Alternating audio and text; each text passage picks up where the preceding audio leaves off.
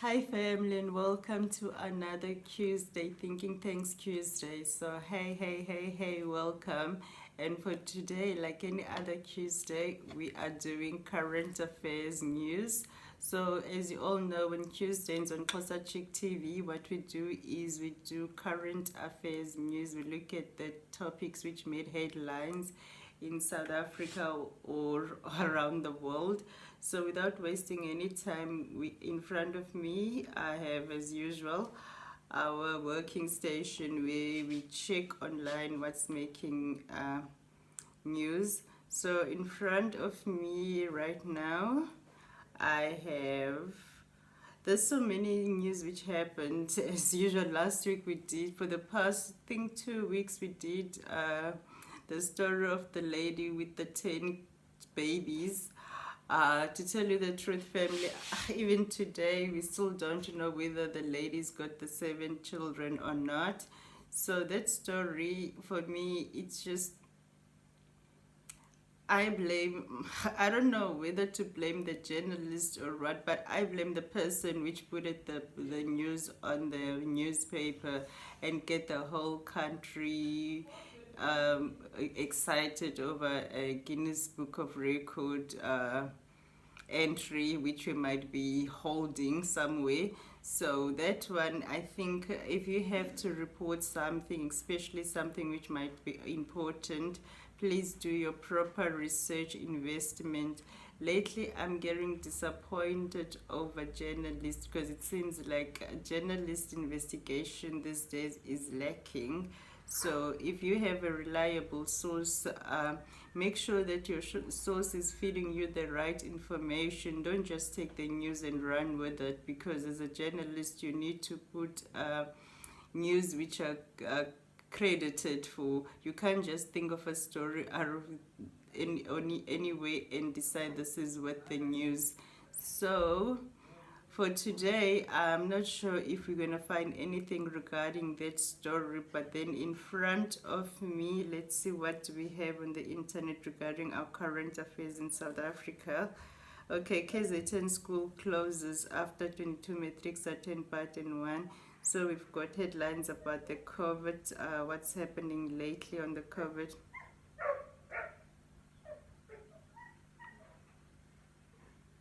So let's see, I haven't seen anything yet about the story of the lady with the 10 babies. Let's see, I'm trying to see where can we start.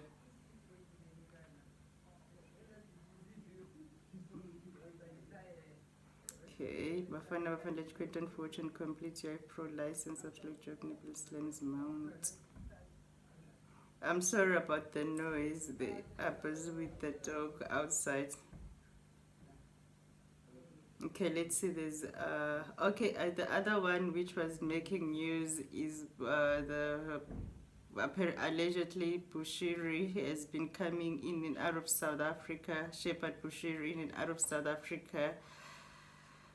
And then the Minister of Home Affairs, Aaron Musaledi, has said he doesn't know evidence. There's no evidence. Okay, let's just get that one. It says here in front of Daily News, no evidence fugitive Shepherd Bushiri came to South Africa 3 times, says Aaron Mutsaledi. This is by Siyabonga Mkhwanazi and it was written 7 hours ago. Let's see what it says. Okay. I don't know why my things are not working. Okay. So this one was in Cape Town. It says Home Affairs Minister Aaron Motsoaledi has stuck to his guns that there is no evidence that self-proclaimed prophet Shepherd Bushiri came to the country 3 times. This is despite Bushiri being on the wanted list of the police after he escaped to Malawi last year. Motsoaledi told the National Council of Provinces on Tuesday during question time to Minister in the security cluster that there was no evidence that Bushiri visited the country 3 times. Bushiri escaped with his wife Mary Bushiri late last year after he skipped bail where he was on trial. South Africa has sent an extradition request to Malawi to send him back to stand trial. Motsoaledi said that despite reports that Bushiri has been to South Africa on 3 separate occasions, there was nothing to prove that. He said even the Hawks distanced themselves from the reports. Nobody ever denied that Bushiri escaped out of this country. On the contrary, a team led by military intelligence, state security, and the police, in other words, a team led by the Minister of Defense, the Minister of Police with their respective departments, which includes Home Affairs, sat down to investigate this matter. I'm sure you are aware that the Hawks, which are leading that team, made a statement that they will never release the results of that investigation because it's a matter that is going to court, said Motsoaledi. At no stage had we ever denied the fact that Bushiri has escaped and officials might have helped him. I don't know, honorable member, where I ever said no official helped him. At no stage had we ever denied the fact that Bushiri has escaped and officials might have helped him. I don't know, honorable member, where I ever said no official helped them. It's clear he has been helped by somebody, whether it is Home Affairs, police, or what. State officials might have helped Bushiri, and the Hawks at the appropriate time will give information. Siyabonga Mkhwanazi at inl.co.za. That's what he said about the Bushiri, which anyway, I don't know why I read it because I'm not really into Bushiri news. Okay, was some stole my iPad, was a speech delayed. Okay, I don't know where does that one go. So that's the other one which we have, and then on the Gauteng, not far off from what happened in India. So Gauteng COVID cases are rising. Okay, it says here, Ramaphosa deeply worried about Gauteng's rising COVID cases. This is from ENCA. So it says Ramaphosa worried about Gauteng COVID-19 wave. Estella, this is 2 hours ago. I hope it's not an audio because mostly it's like Ramaphosa is deeply worried about Gauteng, the province at the epicenter of COVID-19 in the country. It's recorded over 6,000 new cases in the past 24 hours. We are seeing infection rates that seem to be much higher than before, the president said. Premier David Makhura is dealing with this challenge as best as he can, and I know that the acting Minister of Health is involved. We are involved in a very, very serious situation in Gauteng. Ramaphosa said the National Coronavirus Command Council will meet soon to decide whether to implement more stringent measures to curb the spread of the virus. Okay, that was it. So as I said, when you get the news from when it's from a news channel, there's not much which you get, but when you get it from newspapers, there's always something more to get. Okay, this one is Eyewitness News. Irregular expenditure sitting at Eyewitness News. Irregular expenditure is sitting at 24 billion across 246 of South African municipalities. Baba Londenze an hour ago. Okay, let's see.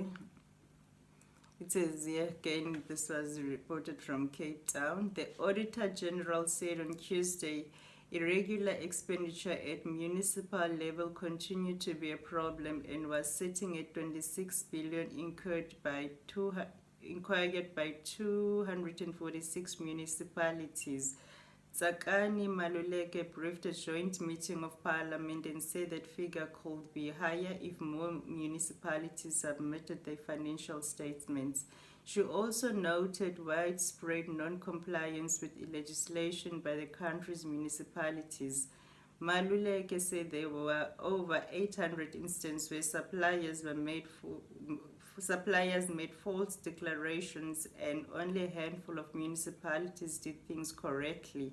A major indicator for us is the quality of financial statements that are submitted to us for auditing. She added that the biggest defaulters are municipalities in the Eastern Cape, the First State, and the Northern West. Maluleke said some like Gauteng and Mpumalanga showed a slight improvement. Consultants costing municipalities. Municipalities are also still receiving disclaimed audit opinions despite spending $1 billion on consultants to prepare their financial statements in the year under review. According to Maluleke, the AG told Parliament that municipal finances continue to worsen. Maluleke added that municipalities continue to perform poorly despite these private consultancies. Sorry.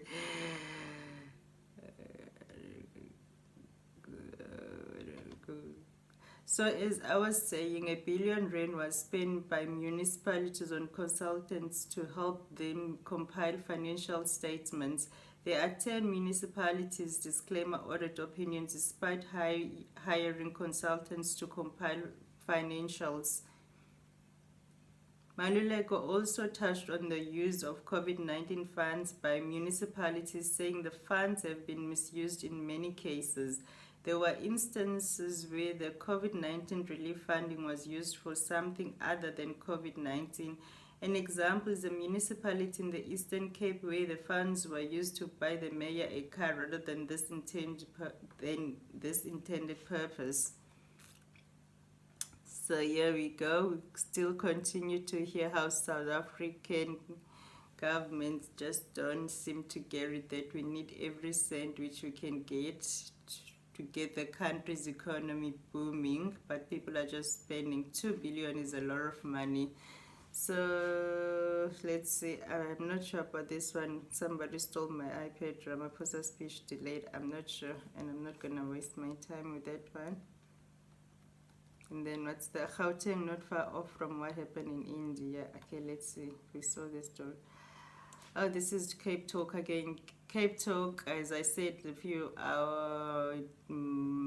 weeks ago, that Cape Talk is a radio station. So it says also Gauteng, not far off from what happened in India, Mark Haywood, section 27. This is 2 hours ago. It says Gauteng already recovered 30,000 excessive deaths so far this year. The province is approaching what happened in Italy at the state of the pandemic and more recently in India. Slow vaccinations mean there may be a fourth and fifth wave. We must prepare for them as soon as the third wave wounds. Gauteng could experience the peak of its third wave of COVID-19 infections in the next 2 weeks, depending on the Republic's behavior, according to the Council of Scientific and Industrial Research, CSIR. South Africa's third wave curve is still on a steep incline. The country's 7-day average of new daily infections is at 11,407, with Gauteng accounting for about 60% of them. John Maytham interviewed Mark Haywood, founder of Section 27, a public interest law center that seeks to achieve equality and social justice in the country.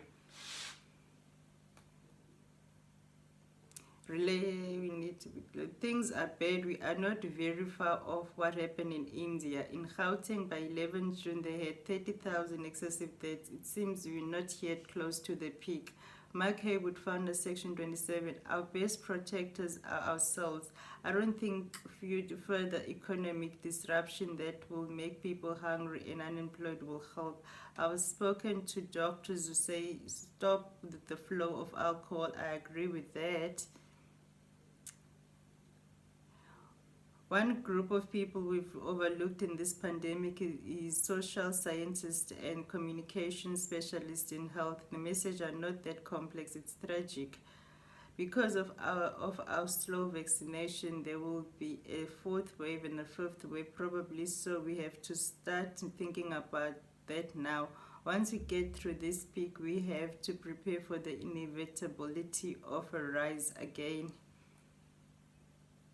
So yeah, that was the interview about what's happening in Gauteng and the rise of the COVID infections in Gauteng. So Gauteng seems to be the one leading now with the province with the most infection, or with the most infected people when it comes to the COVID. So for today, I'm not really getting much in the news. There's not really much, or I'm not sure whether I'm not looking in the right places. So what we have is the COVID, it's the wastage of taxpayers' monies as usual. And then, there's also something about, something about what now? Something about the royal family again. I wanted to check on that, seeing that we've done the royal family news, but something is, I think the stricter lockdown may be needed. So Sowetan Life, let's go to Sowetan Life. It seems there's more news about Gauteng in serious trouble. Stricter lockdown may be needed. Premier. This is Alex Patrick, and it was 11 hours ago. Gauteng is burning, and the province doesn't have to send out a message that everything is okay. Makura warned on Monday. He was welcoming 60 military health personnel who were deployed to help healthcare professionals in the province amid a surge in COVID-19 cases. They will be rotated to assist where the biggest needs are. I must say that the house is on fire. We will not change the projection of the virus unless we change our behavior. According to Acting Health Minister Mamoloko Ngubane, on Sunday, 1,470 patients were admitted to private hospitals and 3,448 to state facilities. In spite of the health system in Gauteng operating under an increased load of COVID-19 cases, the province is able to cope with the pressure at this stage. Gauteng Health MEC Dr. Nomathemba Mokgethi said on Sunday. On Monday, she said the chances of infection are high, even within people's own families. If you go out for a small party, even if there are 10 of you, half of those people will probably have the virus. The director for nursing in the SA Military Health Services, Brigadier General Zuziwe Maso, asked on Monday that the health department help them do their jobs by supplying adequate and enough PPE. She said within the next 48 to 72 hours, the additional COVID-19 wing at Baragwanath Hospital in Soweto will be probably staffed and operational, with all its healthcare workers vaccinated. Makura warned that despite extra beds being made available, by next week they will all be full. I can't say that what we have done is enough, he said. This weekend, read more. I can't say that what we have done is enough, he said. This weekend, as I went around townships and suburbs, I saw people behaving in a way that shows that they did not think that the virus was anything extraordinary. The Premier said he'd had discussions with both private and public hospitals, and they were saying the same thing. Beds are filling up, he said, even after the numbers come down. It still takes up to 3 weeks for hospitals' beds to clear.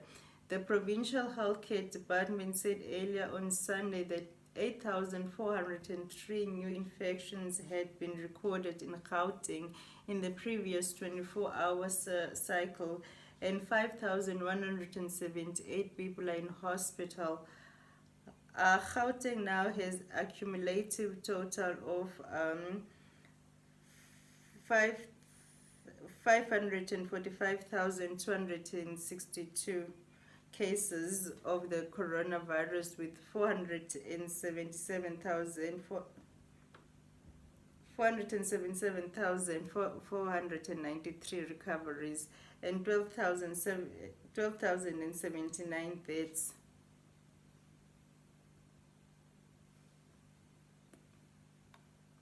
Okay, we go down.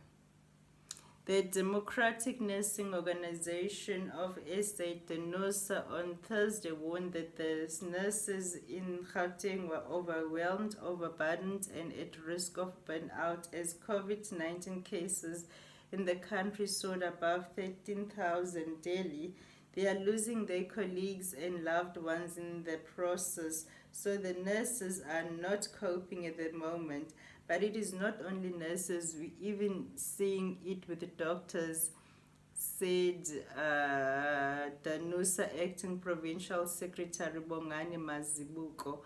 Mazibuko said the workload was intense and healthcare workers at times pulled 72-hour shifts or worked 7 a.m. to 7 p.m. for 4 to 5 days a week. Sunday Times reported that Gauteng doctors swamped by skyrocketing COVID-19 infections are bracing for the worst as South Africa's third wave sees them battling staff, bed and PPE shortages. The province's health system has come under increasing pressure after the closure of Johannesburg Charlotte Maxeke Johannesburg Academic Hospital in April, which took 1,000 general beds and 100 intensive care unit ICU beds out of action. So that's still with Gauteng and the rising of COVID-19 cases. You see, it's getting bad.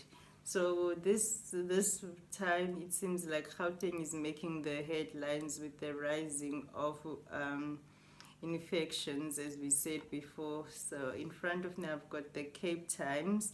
The Cape Times, it says it's reporting about the Western Cape vaccination rollout program gathers steam. So this one is reporting from Cape Town News. So Cape Town, it says nearly 30,000 people have been vaccinated at old age homes in the province as part of phase 2 of the COVID-19 vaccination rollout.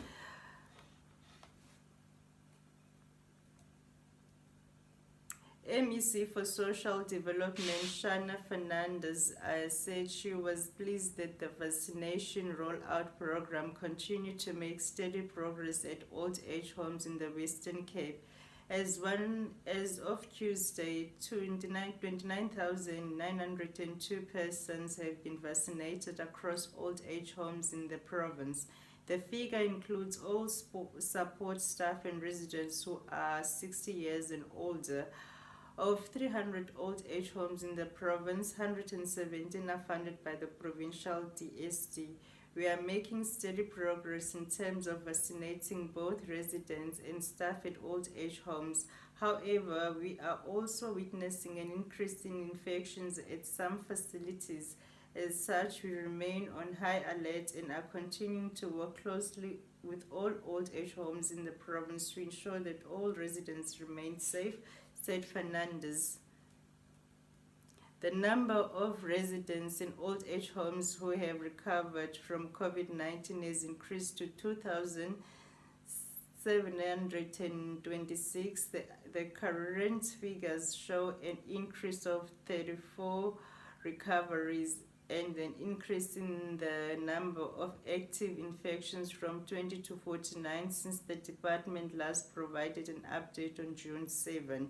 Although we are continuing to see an increase in COVID-19 recoveries at old age homes, we still need to be cautious and not relax the intervention being implemented for months, said Fernandez.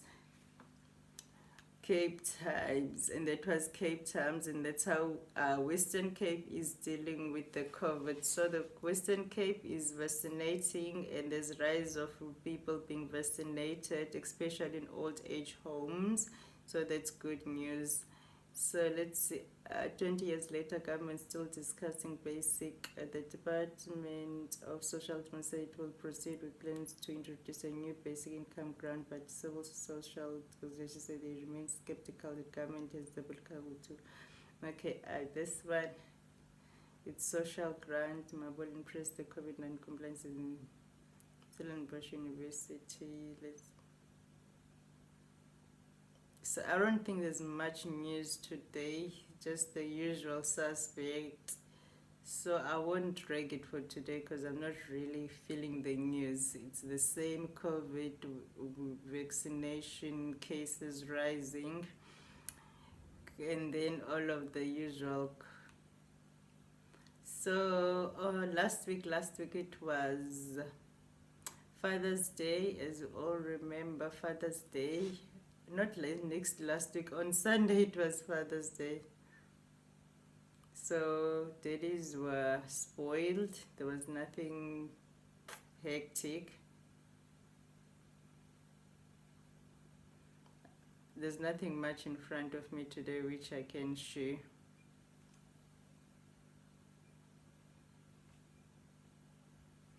The news looks so boring today. I'm not sure if it's me.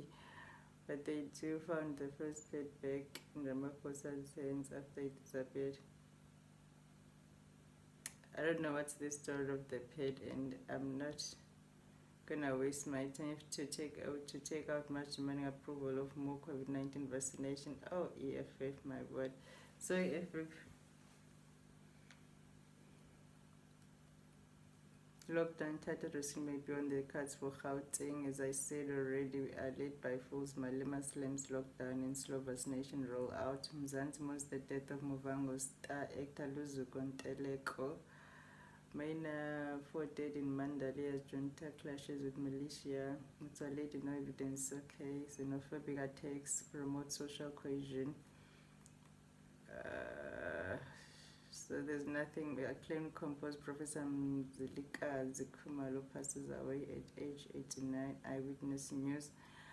I don't know that one. And Smith named Land Rover SA Defense. No.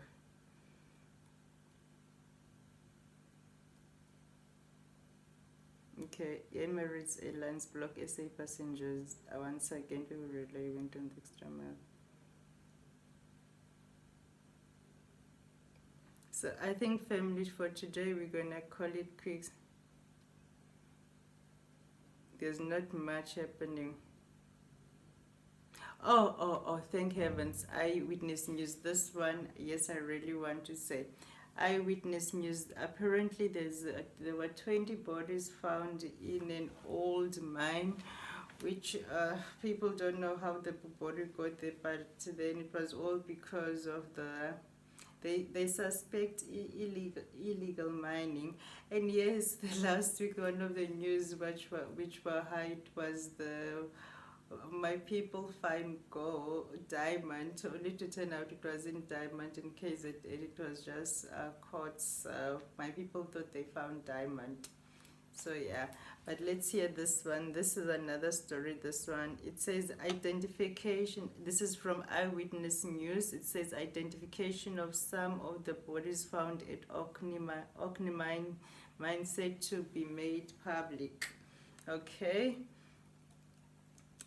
Johannesburg. The outcome of the identification process of some of the bodies discovered at an abandoned mine shaft in Orkney in the northwest is expected to be made public on Tuesday.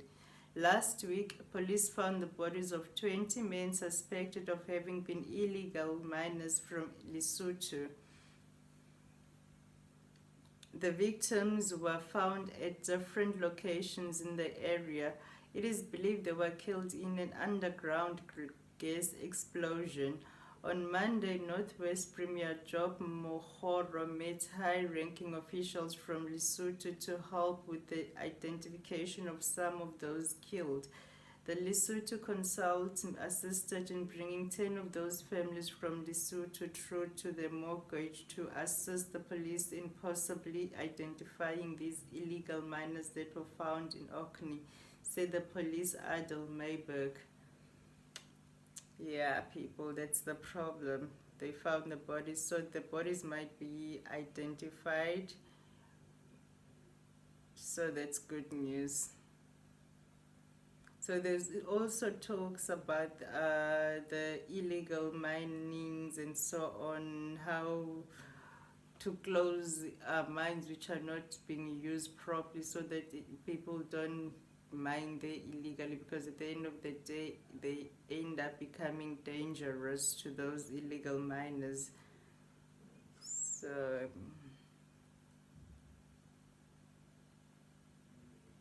I keep on saying we are done for the day, and then I keep on saying something which might be interested.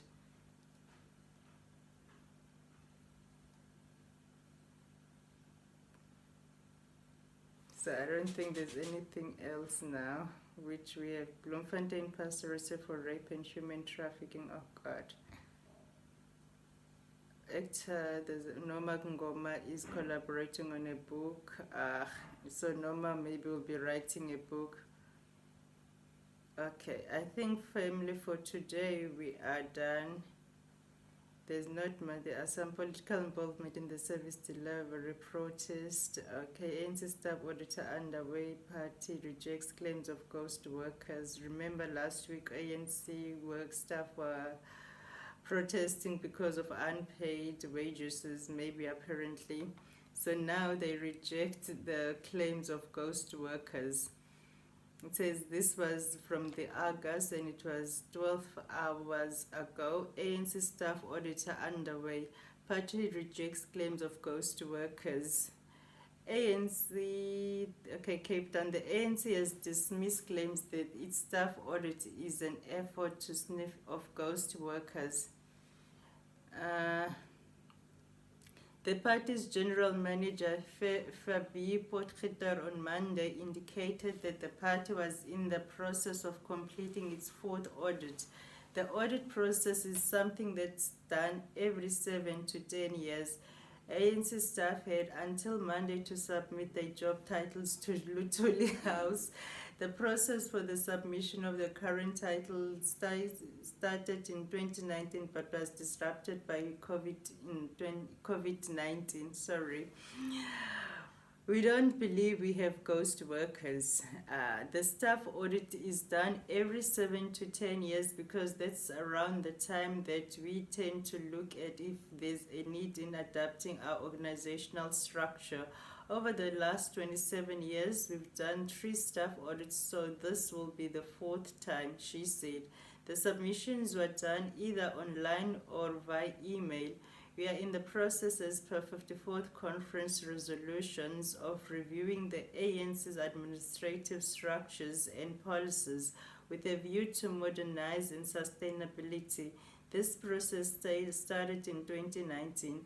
Of course, COVID-19 interrupted, resulting in new challenges as well as opportunities, especially the use of technology.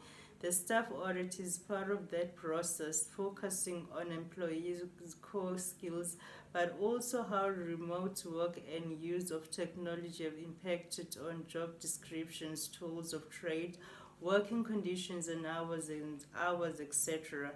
Our deadline was Monday, so we will know by the end of the week what the status of the staff audits are. Our staff, okay, our office will update which have been received, and those which have not been received. Once the audit have been completed, Potgieter said it would allow for an aspect of information, the reversed policies, for example, training and development, salary grading, and organograms. On the issue of unpaid salaries of ANC staff, Potgieter shared what the way forward will be. Employees held a picket on June 15 following repeated challenges of late salary payments as a result of cash flow problems. In the build-up of the downing of tools, ANC spokesperson Mpule Mabe said, although staff were informed that officials are attending to the ANC cash flow challenges, the feeling of grievance around the conditions of employment has reached a critical point. Elected ANC officials at all levels will be organized and to receive staff memorandums, said Mabe. The picket came after staff members were informed in April that their salaries would be late. As previously reported, the party said the problem of late payment will continue for the next 3 to 6 months due to ongoing financial problems. There were specific issues that staff raised. There were specific issues that staff raised. So what we, as the administration, will do is sit down with the staff representative committee to go through the issues, because some are straightforward while others need negotiation, said Potgieter. And this is by Tyrone Lee Solomon. tyronlee.solomon@inl.co.za. So that's what's happening with the ANC and the payment of staff members, and whether ANC's got ghost members or not. ANC says they don't have ghost members, ghost workers, and yeah, they do have financial problems. I think, yeah, we won't have any better news than those ones for today. And before I take too long and spend too much time, eventually, family, I wanted to show you. Remember the Stake Up necklace I had a few from Wish, which I couldn't wear the other time because it was all wrinkled up. So here, this is how it looks like when it's on. So this is our Stake Up necklace. I'm not sure if it's standing right, but yeah, this is how it goes.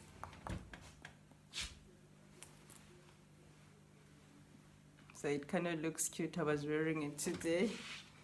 I've been trying to sit like this so that it shows, but it just doesn't show. So yeah, there it is. This is our Stake Up necklace, which we got from Wish. That's how it sits. I think it's kind of like cute. So this is it. And then it starts from here, and then you get it all staked up down here. So here, thank you, family, for today. Hopefully you'll have a wonderful evening, and then till we meet again next week on Tuesday on our Thinking Tanks. So as you can see, as today again, it's a bunch of mixed bag of news from your auditing, taxpayers auditing, municipality auditing's not really making sense, and a whole 2 billion rand out by the door, and then also paying of staff in the ANC, how it's going. We won't be long for today. I know Harry already wasted almost enough time. I kept on saying I won't be long. So thank you very much, family, for today. I think we're done. Thank you for the love, thank you for the support, and thank you for all of those which are helping me to grow this channel. I really appreciate. And please don't forget again to share, comment, subscribe, recommend to anybody which you think might be interested. So thank you, family. Till next week. Bye.